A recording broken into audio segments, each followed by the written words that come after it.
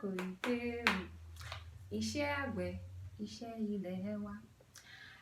Ẹni kò ṣiṣẹ́, á máa jalè. Welcome back to my channel. Welcome to my channel. If this is your first time, you did the right thing, honey. You did the right thing. Clicking on this video is the best decision you've made all week. Yes, I said it. Yes, that's what I said. Welcome to my channel. My name is Sophia, or Sophie the Book Owl, or the Book Owl like my British friends like to call me.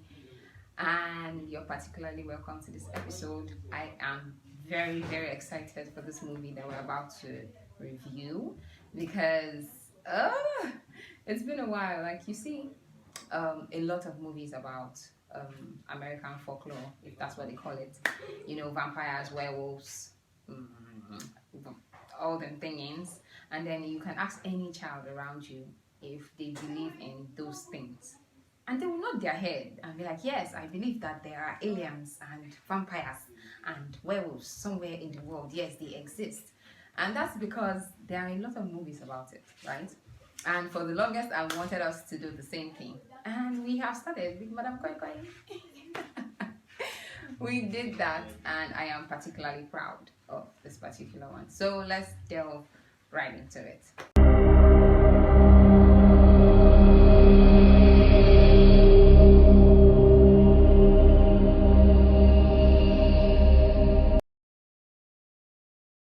Basically, Madame Koi Koi is a bloodthirsty spirit that came back for revenge because of what was done to her, you know, the abuse she suffered in the hands of the village men, I think. Yeah, and that's what this particular movie is about. But if you have attended a Nigerian school, you know that there are so many stories about Madame Koi Koi. Some people said it's a girl that attended a boarding school that was beaten to death and then came back for revenge. Some said it was a teacher that was too wicked and then was ravaged by a lot of students or whatever, something like that. There are just so many stories, but at the end of the day, it all boils down to the sound of her shoe, which is why she's called Madame Koi Koi, because her shoe, one of her shoe, because she misplaced one of her shoe kept on making the koi koi sound every single time she came back to get the head of any of them. So that's basically what the summary of this story of folklore is about.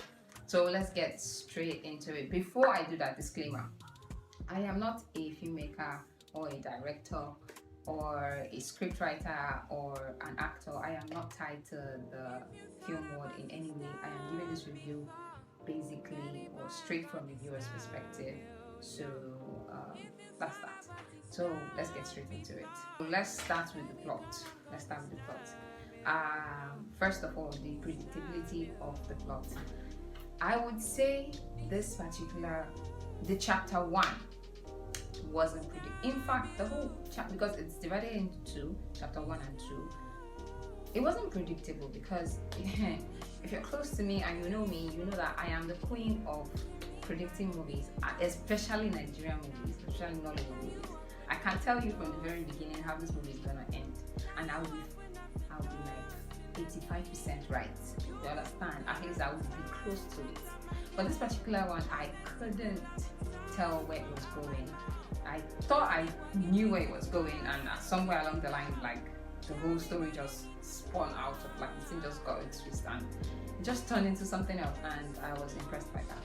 And chapter 2 came along, and I thought, okay, we're getting there, let's just get it over with. And then Madame Koi Koi came out of nowhere, because I thought that's how it was going to end, like Madame Koi Koi coming out to kill someone, but she already did that in chapter 1.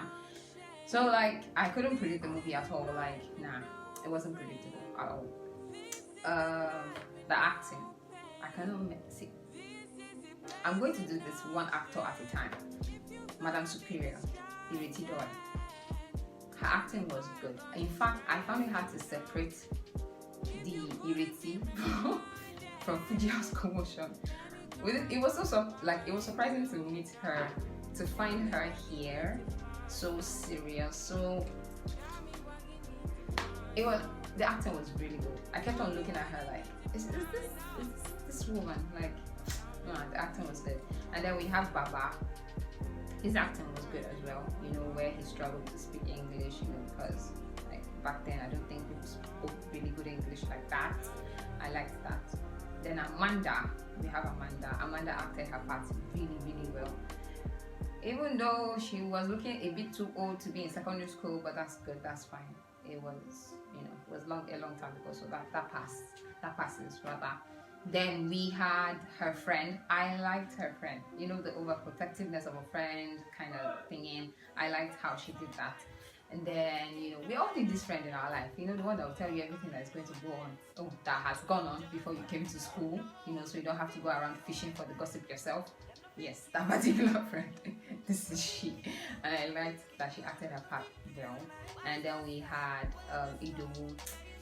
The whole I'm a good boy, but like I'm walking around with bad boys type of thing. He acted that well, even though I don't like boys like that. Like, make up your mind, don't you have a mind of your own. Then we had these boys.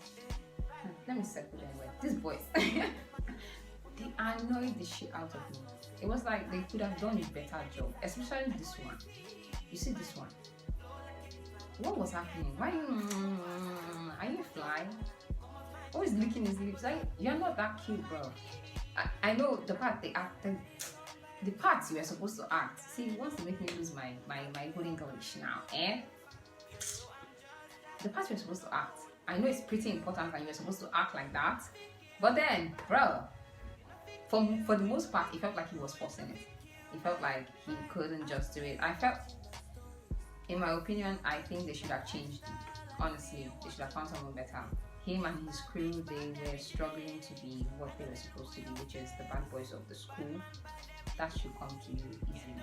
I'm sorry, but like, no.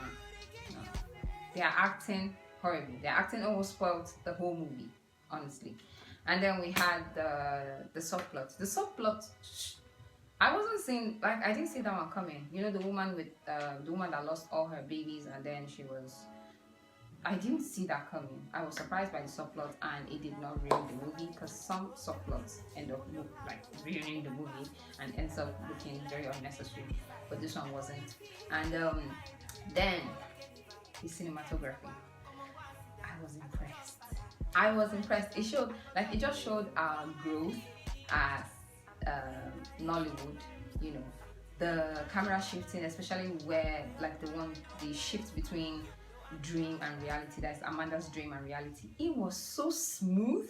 I was impressed. The lighting, the sound, because this movie is under the horror genre, so you know how important the sound is. If you watch horror, you should know how important the sound is. This sound almost shook, it almost shook me, almost. It's just that I'm an actor I'm like an OG in the horror movies. That's the top.